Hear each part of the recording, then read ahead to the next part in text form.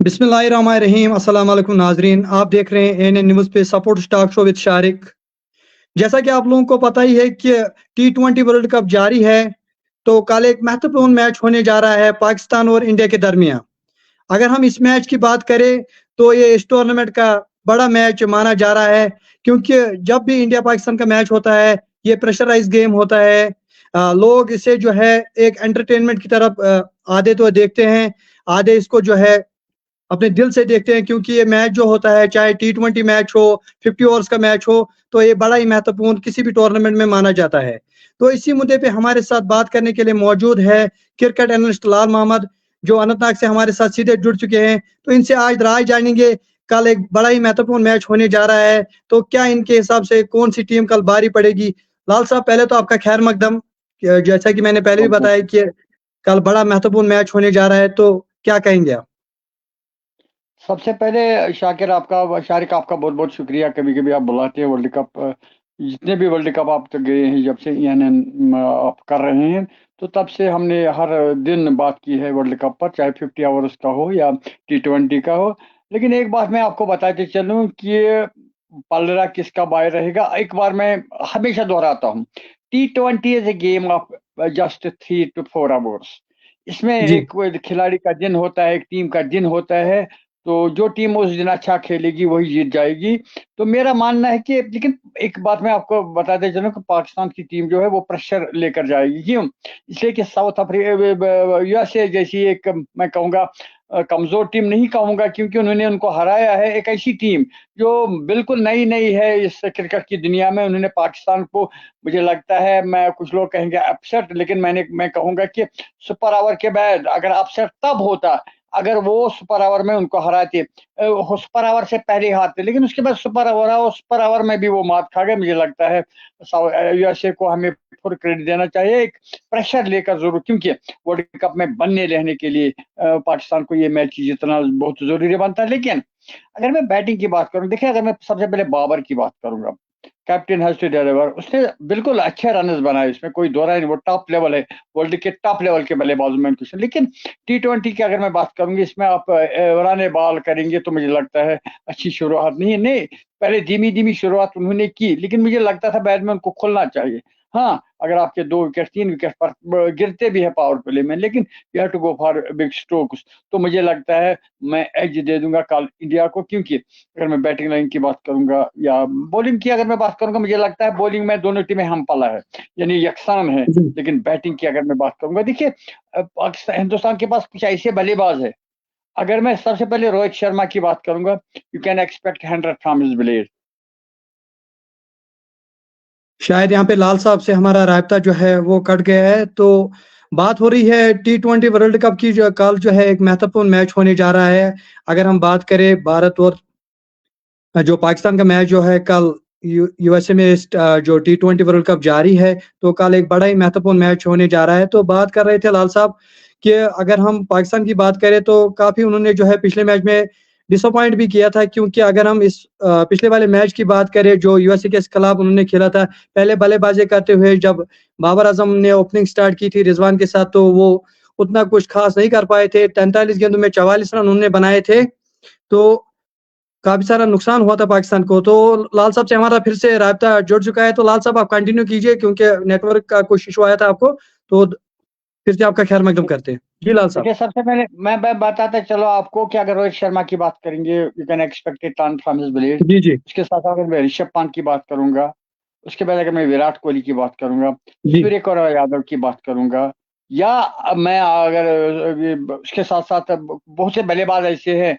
मैं उनसे 100 एक्सपेक्ट। लेकिन पाकिस्तान के पास बैटिंग लाइन तो ज़रूर अच्छी बैटिंग लाइन है, लेकिन वो फ़खर ज़मान को छोड़कर मुझे लगता है किसी बल्लेबाज में उतनी क्षमता नहीं कि वो 100 के ले जा सकता है।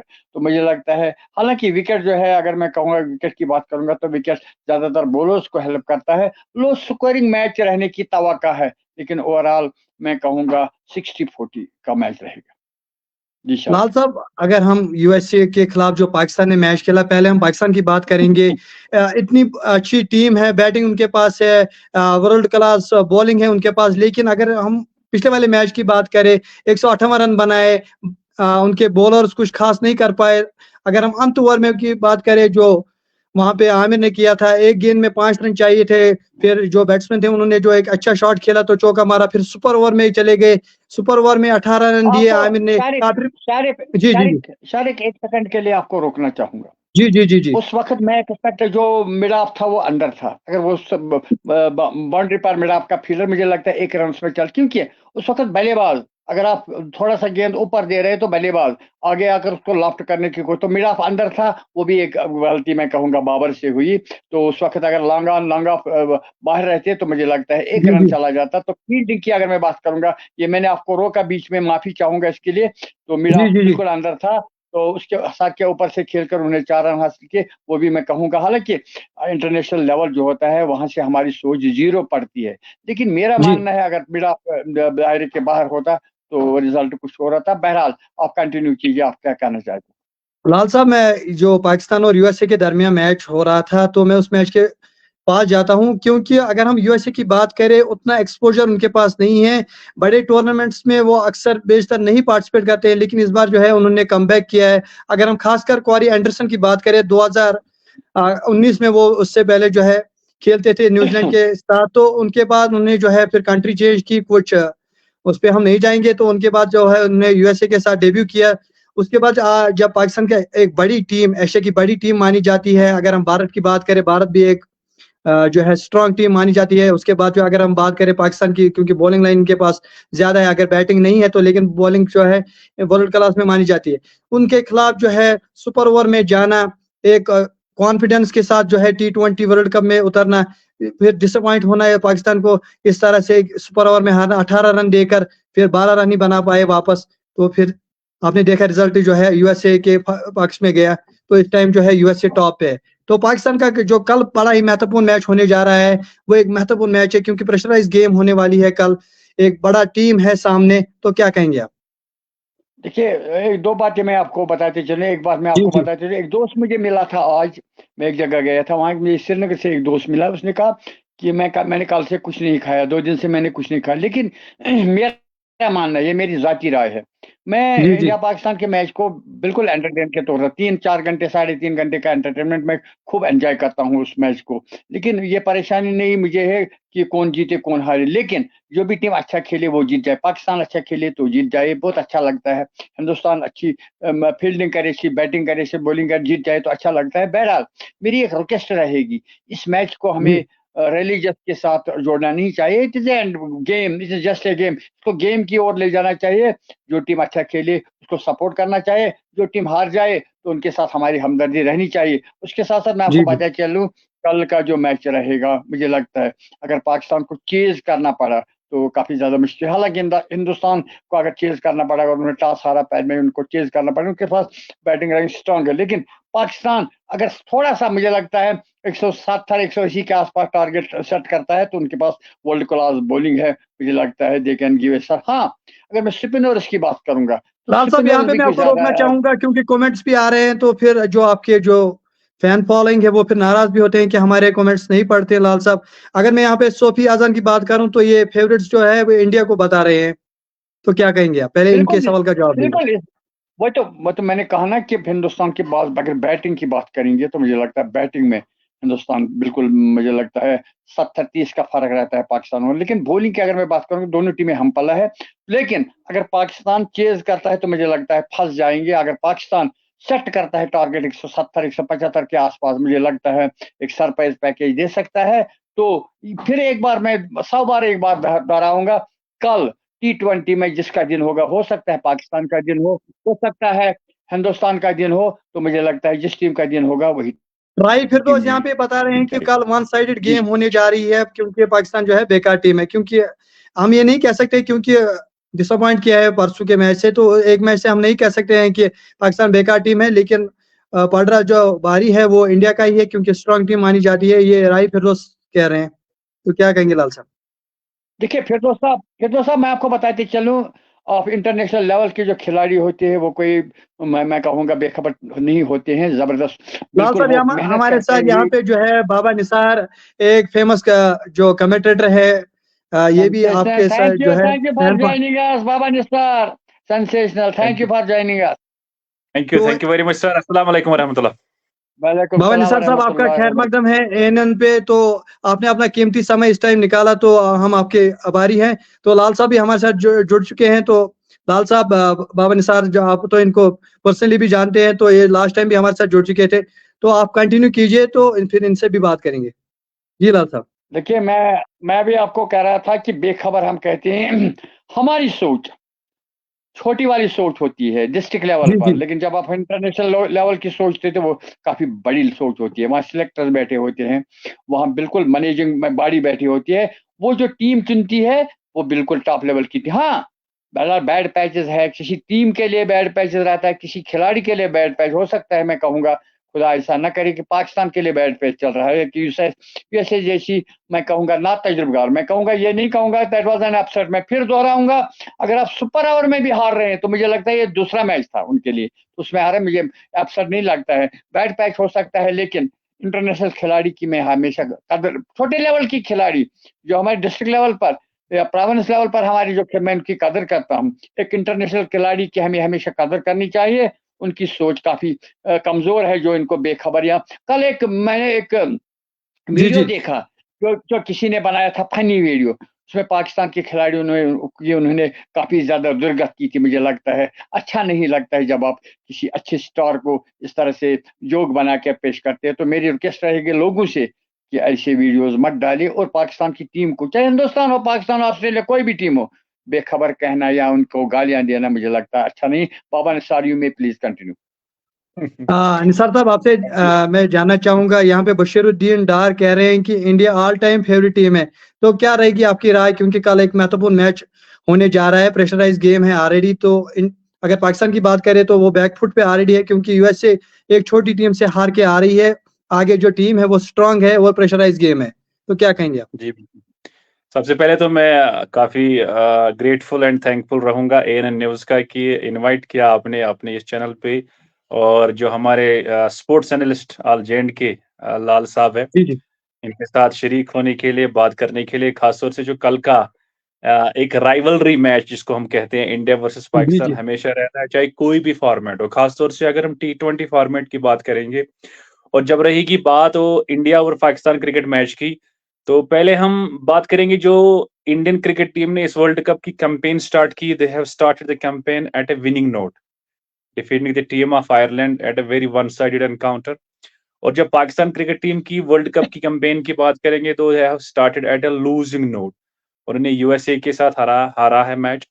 अब पहले बात करेंगे यूएसए क्रिकेट टीम की। देखिए, अक्सर हम बोलते हैं कि ये यूएसए क्रिकेट टीम्स के हाथों इन्होंने हारा, लेकिन जब हम प्लेयर्स की कॉम्बिनेशन देखेंगे, they do not come actually from there native Americans.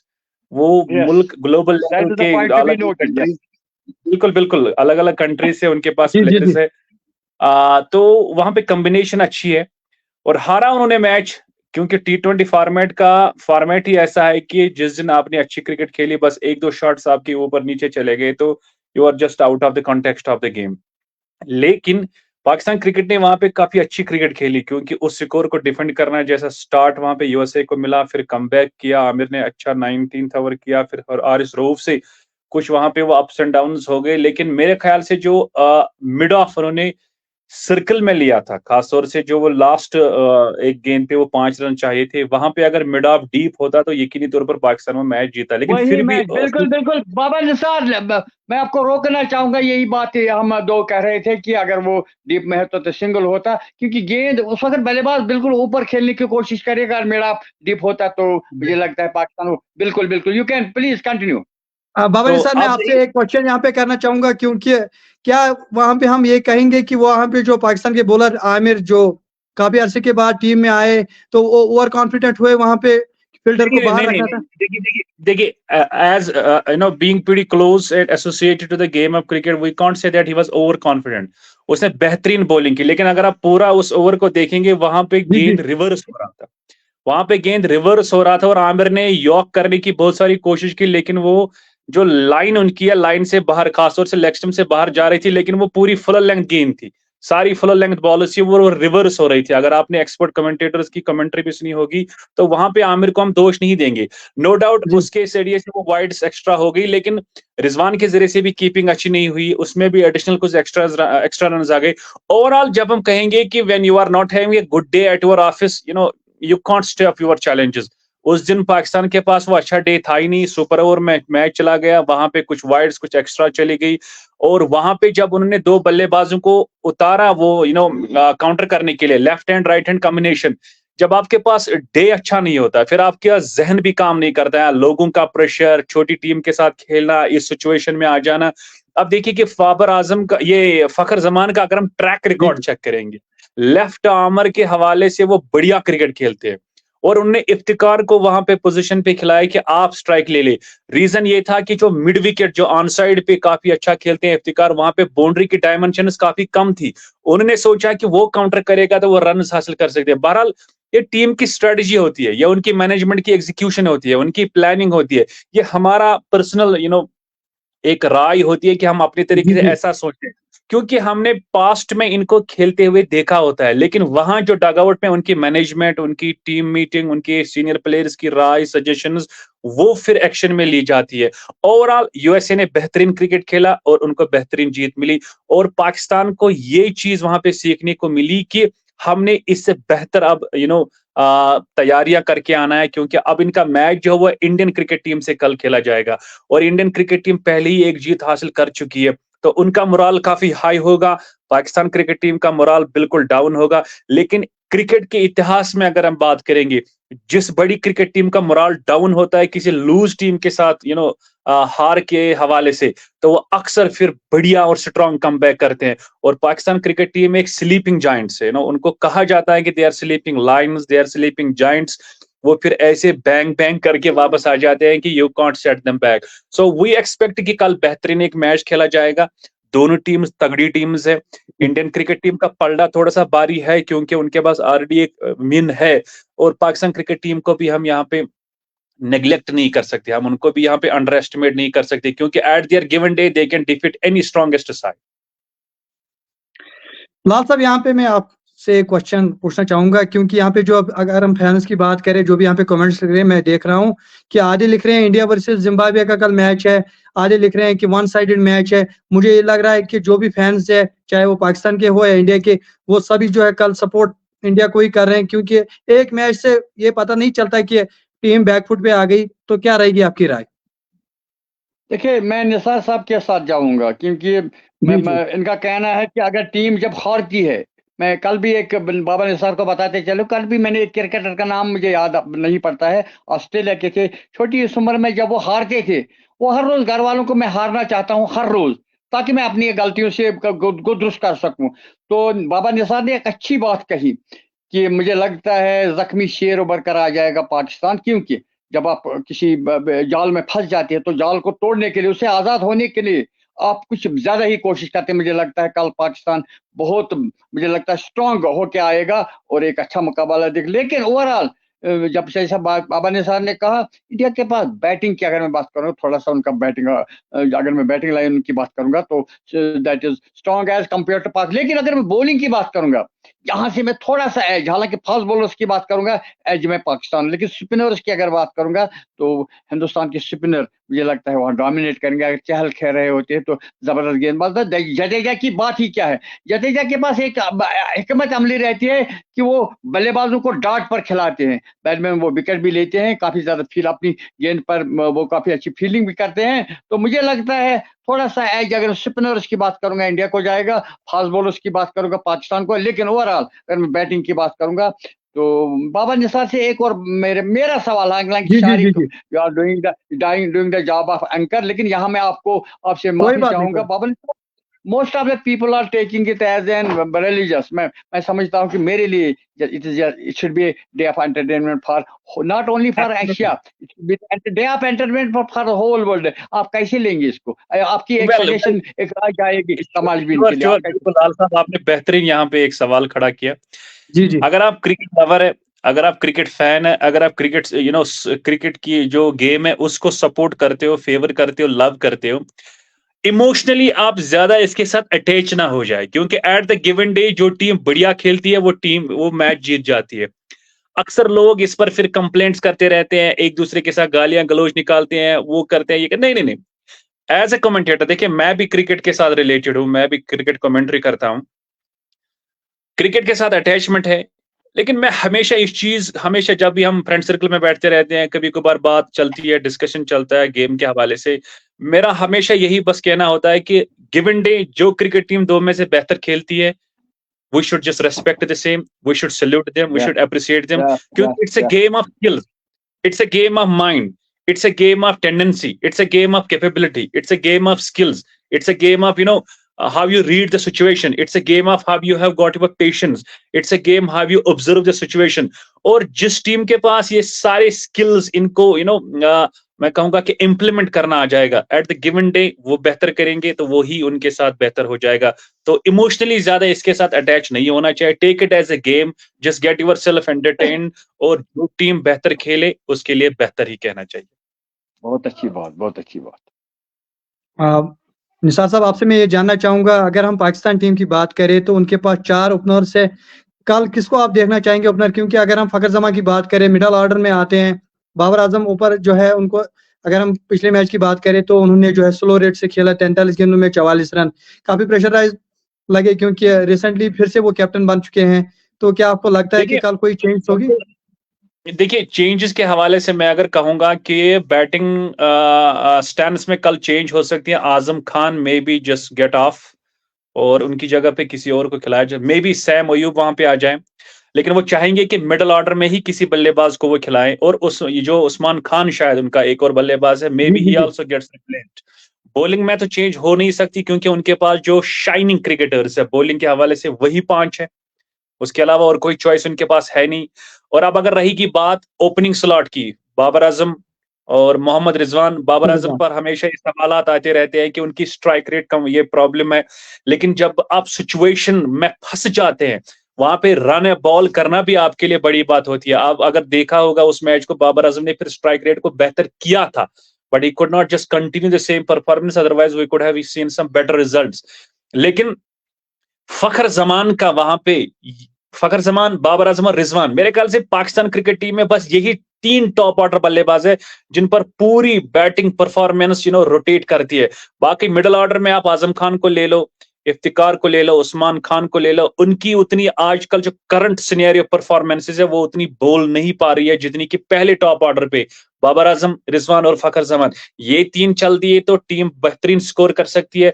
इन तीनों में से अगर ऊपर नीचे कुछ हो गया तो टीम की परफॉर्मेंस पर असर पड़ता है। और स्ट्राइक रेट यहां से उतना बड़ा इश्यू नहीं है। अगर पिछले इंग्लैंड की सीरीज के साथ जो पाकिस्तान का ये वनडे टूर्नामेंट उनके पास हुआ, अगर उसमें आप पाकिस्तान क्रिकेटर्स का इंटेंशन देखेंगे, खासतौर से फखर जमान का, बाबर आजम का, मोहम्मद रिजवान का, वो काउंटर अटैक कर रहे हैं। उनकी टेक्निक में, उनकी बैटिंग स्किल्स में काफी अंतर हमने देखा, काफी एक्सपेरिमेंट्स वो कर रहे हैं और वो इंटेंशन काफी दिख रहा है उनमें कि वो काफी स्ट्राइक रेट को बेहतर करने की कोशिश कर रहे हैं। लेकिन जब आपके ऊपर से ही नुकसान आपको मिल रहे हैं कि आपके ऊपर के बल्लेबाज जो वो जल्दी जल्दी आउट हो रहे हैं, तो स्ट्राइक रेट ऑटोमेटिकली फिर बल्लेबाज की नीचे आ जाती है। क्योंकि एक करेक्टर होता है एक बैट्समैन का, ये शाहिद आफरीदी जैसा बल्लेबाज नहीं है कि सिचुएशन सामने क्या हो, चाहे अगर आपके 5 बल्लेबाज 15 रन पर आउट हो जाएंगे, वो अपना जो उसका वो नेचुरल स्किल होता है, जो उसका वो नेचुरल फॉर्मेट होता है, वो उसको चेंज करने वाला नहीं होता है। बाबर आजम एक तो टीम के लीडर है, दूसरे वो वर्ल्ड के बेहतरीन बल्लेबाजों में शुमार किए जाते हैं, ऊपर से उनको टीम को संभालना पड़ता है। आप देखिए कि बाबर स्कोर करता है तो टीम स्कोर करती है, टीम की परफॉर्मेंस, टीम की परसेंटेज, विनिंग परसेंटेज ठीक रहती है। बाबर आजम और रिजवान स्कोर करते हैं, बाबर आजम फेल हो जाती है तो पूरी टीम फेल हो जाती है। मुझे बताइए कि जो पहला मैच उनका यूएसए के साथ हुआ, शादाब ने थोड़ा खेला, उसके अलावा बाबर ने खेला, बाकी किस बल्लेबाज ने वहां पे खेला? ऐसा लग रहा था कि वो ताश के पत्तों की तरह बिखर रहे थे। रोकना चाहूंगा, अगर हम इस T20 वर्ल्ड कप की बात करें तो नीदरलैंड और आरएसए के जो अफ्रीका का है उनके दरमियान मैच चल रहा है, तो 103 रन बनाए थे नीदरलैंड ने। अगर हम बड़ी टीम साउथ अफ्रीका की बात करें तो 12 रन पे 4 विकेट उनके गिर चुके हैं, तो साउथ अफ्रीका को 90 गेंदों में 92 रन। बात यहाँ पे कहने जा रहा था कि ये जो 2024 का T20 वर्ल्ड कप है, it is turning out to be a world cup big upsets. आप देखिए कि Absolutely right. आज कनाडा ने आयरलैंड को हराया। आयरलैंड जी T20 जी की बेहतरीन टीम है, याद रखिएगा इस बात को। जी न्यूजीलैंड को अफगानिस्तान ने आज हराया, एक वन साइडेड बैटल था, बड़ा लो स्कोर उन्हें चेज करना था, वो वो ढेर हो गए अफगानिस्तान की बॉलिंग के सामने। अभी नीदरलैंड ने बहुत कम स्कोर किया, लेकिन आप देखिए कि साउथ अफ्रीका की हालत खराब है।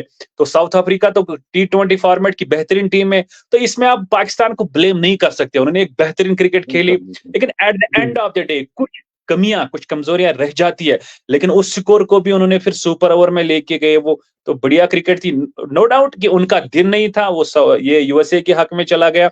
लेकिन जो वर्ल्ड कप ये 2024 अभी चल रहा है, इसमें बहुत सारे आप अपसेट्स देखने जा रहे हो, और मेरे ख्याल से कुछ छोटी टीमें बड़े जो अगले वाले राउंड में है वो मेरे ख्याल से जाने वाली है।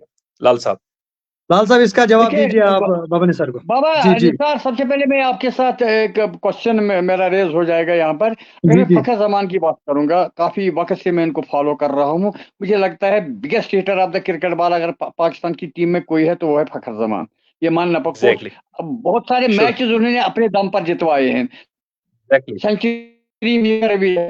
अगर हम जी जी बाबर आजम की बात करेंगे, विराट कोहली के साथ हम उसकी तुलना करते हैं, इसमें कोई दो राय नहीं, टॉप लेवल के बल्लेबाज है। तो लेकिन मेरा मानना है, अगर फखर को रिजवान के साथ ओपनिंग के लिए भेजा जाए तो वन डाउन जो बल्लेबाज होता है वो रीड के हड्डी के तौर पर बैकबोन ऑफ द टीम समझा जाता है। तो बाबर अगर वन डाउन पर आते, हालांकि मैं फिर कहूंगा ये हमारी लाल साहब यहाँ सोच पे है रोकना डिस्ट्रिक्ट लेवल चाहूंगा, पर। आपके लिए उसके बाद क्वेश्चन आ रहा है। राथर हिलाल क्वेश्चन कर रहे हैं यहाँ पे सर लाल मोहम्मद से एक question, what about Babar Azam?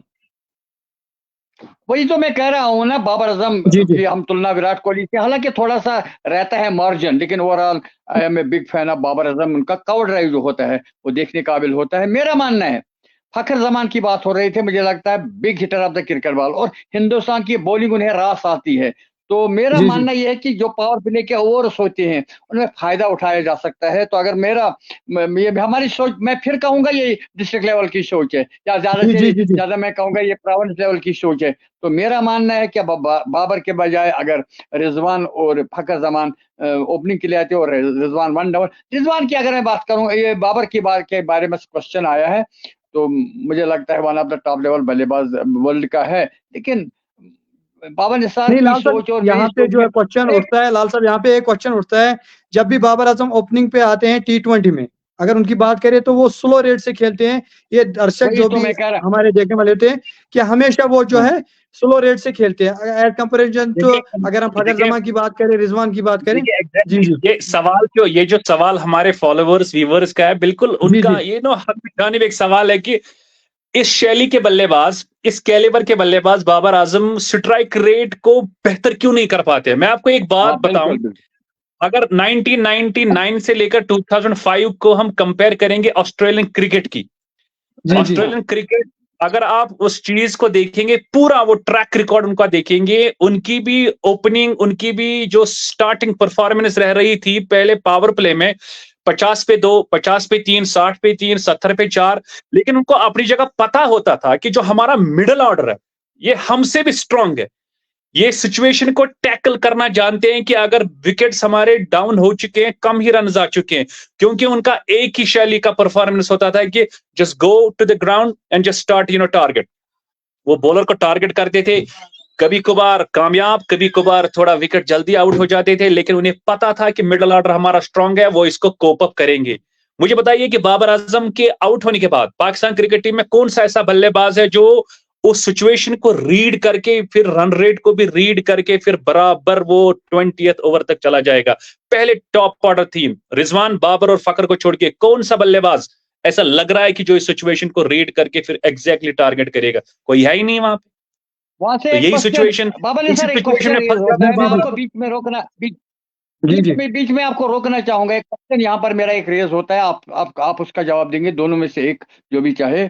तो क्या आप समझते हैं कि बाबर के जहन में ये चीज जरूर है कि मेरा मिडिल ऑर्डर टॉप नहीं, ऊपर जो मिडिल ऑर्डर है वो काम नहीं कर रहा है? तो क्या आप समझते हैं कि जो वो 43 में 43 बनाते हैं कि उस पर भी एक प्रेशर बना रहता है इस बात का कि अगर मैं आउट हो जाऊंगा तो बाद में आने वाले बल्लेबाजों पर मुझे ज्यादा भरोसा नहीं है, तो इसलिए उनका स्ट्राइक रेट थोड़ा सा लो रहता है? बिल्कुल, आप कुछ कहना चाहेंगे? मैं इसको रीजन दे सकता हूं, क्योंकि उसे पता है कि मेरी टीम सिर्फ पहले 3 या 4 बल्लेबाजों पर टिक जाती है। पहले 3 बल्लेबाज स्कोर कर गए तो टीम का ये जो परफॉर्मेंस है वो बेहतर हो सकता है। मिडिल ऑर्डर जल्दी ये क्या बोलते हैं इसको एक्सपोज हो जाए तो उनकी हालत खराब हो जाती है। ट्रैक रिकॉर्ड ही कहता है, आप बोलिए, आप देखिए कि ट्रैक रिकॉर्ड ही कहता है कि खाली कुछ गिने चुने प्लेयर्स वनडे क्रिकेट में उनके पास ऐसे हुआ करते थे जो फिर स्कोर को रीड करके आगे ले जाते थे। और वहां पर उनका एक बल्लेबाज हुआ करता था शोएब मलिक। शोएब मलिक के पास ऐसी सलाहियतें हुआ करती थी क्योंकि वो रन रेट को मेंटेन करके गेम को आगे ले जाते थे।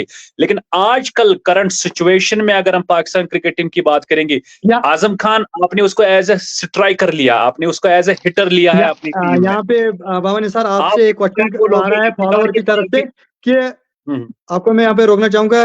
ये बोल रहे हैं कि आप यहाँ पे गलत बोल रहे हो क्योंकि जब भी बाबर आजम जल्दी आउट होते हैं तो पाकिस्तान जीतती है, जब भी उन्हें लंबा खेला तो पाकिस्तान आते।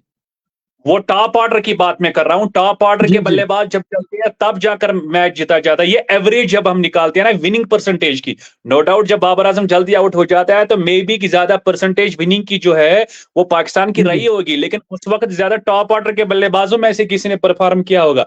मिडिल ऑर्डर के बल्लेबाज जो अभी हमारे पास है, उस्मान खान है, आजम खान है, क्या बोलते हैं इसको, इफ्तिकार है, उनका जो अभी परफॉर्मेंस जा रहा है करंट फॉर्म वो तो बिल्कुल आउट ऑफ टच नजर आ रहे हैं। तो इस वजह से ना वो खिलाए तो खिलाए किसको, मिडिल ऑर्डर जल्दी से एक्सपोज हो जाएगा तो किसको आगे वो ले जाएंगे, तभी जाकर स्ट्राइक रेट पर उनका एक असर पड़ जाता है कि नहीं जी हम थोड़ा रन्स अपने बेल्ट के अंदर ले आए ताकि सिचुएशन बेहतर हो जाए और फिर हम टारगेट कर ले।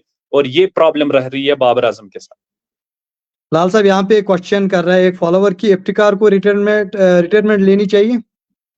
देखिए, जब तक खिलाड़ी की अगर मैं बात करूंगा तो अक्सर लोग उन्हें चाचा के नाम से पुकारते हैं, मुझे अच्छा नहीं लगता है।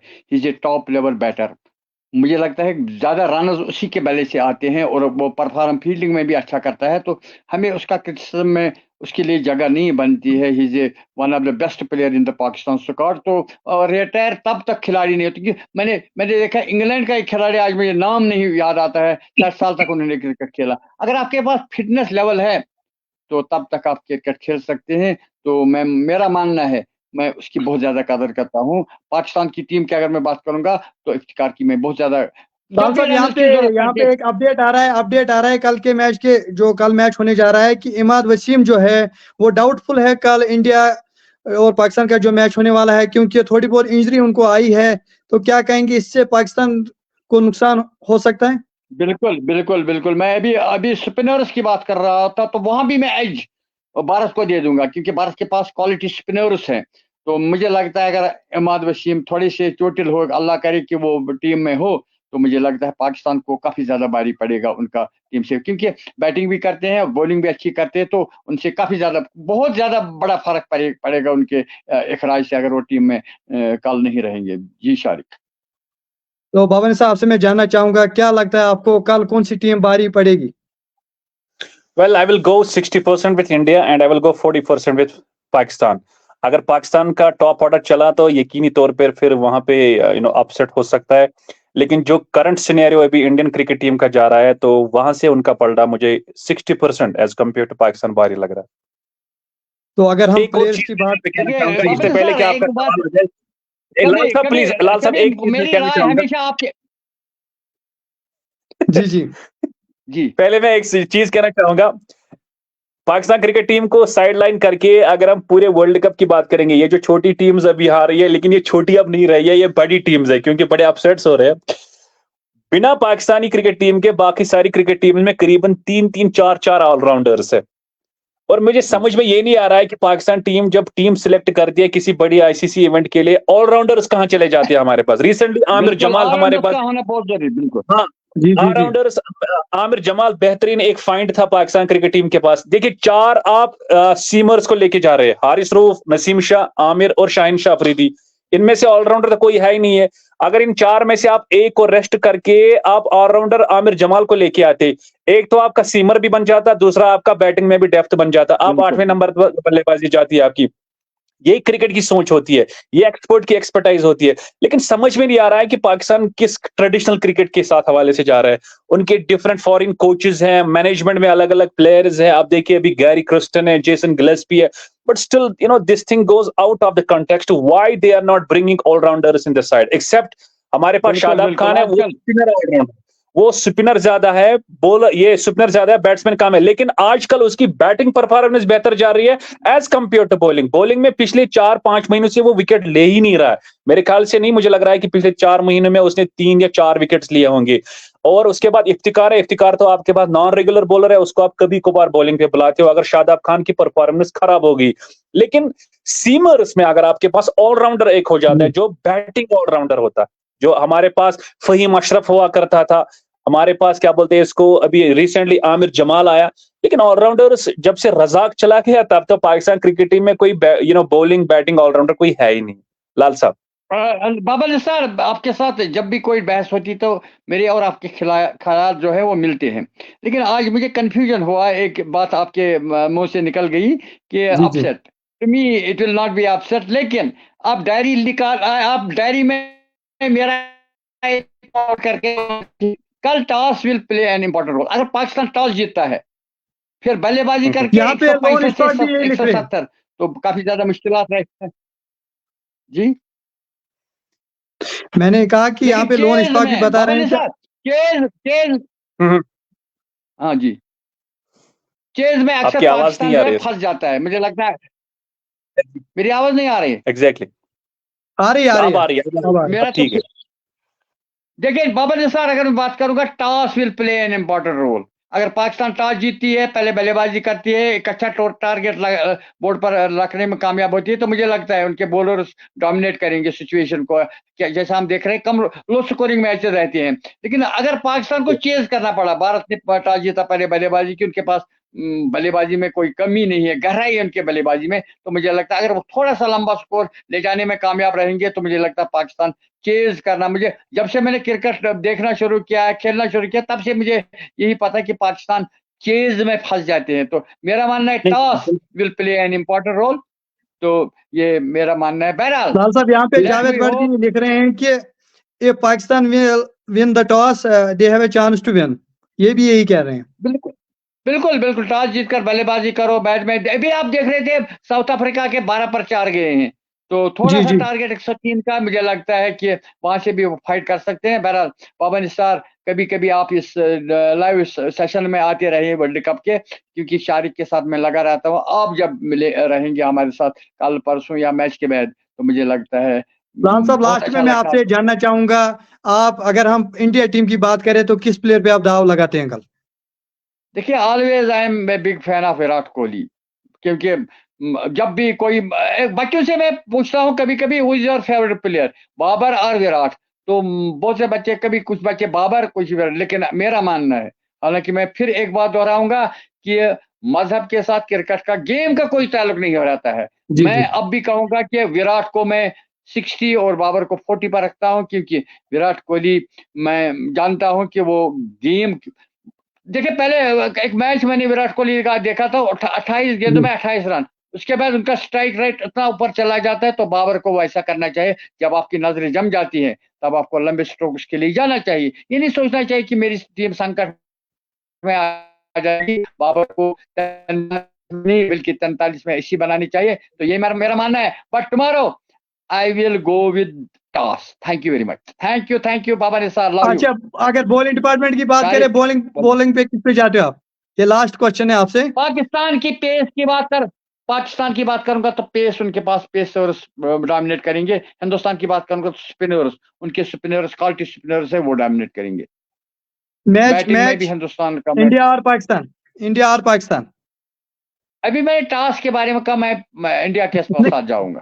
नहीं, आप परसेंटेज बताइए, फिर वो आप अपनी राय बताइए, जैसे बाबर निसार ने बताया 60-40, 55-45, 55 इंडिया, that is almost 60-40 60-40 जो बाबर निसार बता रहे थे 60। चलो वो देखेंगे कल, अभी तो बहुत टाइम है कल तक। तो एक बात मैं कहना चाहूंगा, अक्सर हम कंपैरिजन में रहता है ना बाबर आजम और विराट कोहली का, नो डाउट क्लास उनकी बढ़िया है दोनों प्लेयर्स की, लेकिन कंसिस्टेंसी और finishing stamina, finishing capability Virat Kohli की फार बेटर है बाबर आजम से। बाबर आजम ने जहां तक मैं T20 की बात करता हूं, अभी तक सिर्फ अपने दम पे 2 मैच जिताए हैं पाकिस्तान को, एक साउथ अफ्रीका के खिलाफ और दूसरा मुझे शायद न्यूजीलैंड के खिलाफ याद आ रहा है, उसमें बेहतरीन परफॉर्म किया था, सेंचुरी स्कोर की थी, वो जिताया था। लेकिन जब विराट कोहली की ट्रैक रिकॉर्ड की बात करेंगे, वो अपने दम पे उन्होंने काफी सारे मैच जिता लिए और यही चीज विराट को बेहतर कर देती है बाबर से। बिल्कुल बिल्कुल बिल्कुल, बहुत बहुत अच्छा प्रोग्राम रहा शारिक आपका। कभी कभी हम जी को बुलाते लाल साहब। रहिए।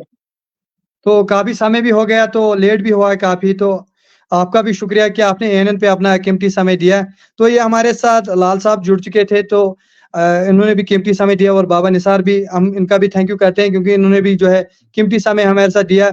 रात के 10:30 भी हो चुके हैं, तो कल देखते हैं क्या होता है, मैच का क्या रिजल्ट होता है। तो इंशाल्लाह कल आपसे फिर से मुलाकात होगी। तो दीजिए तब तक इन एक्सपर्ट्स के साथ शारिक खान को इजाजत। अल्लाह निगहबान।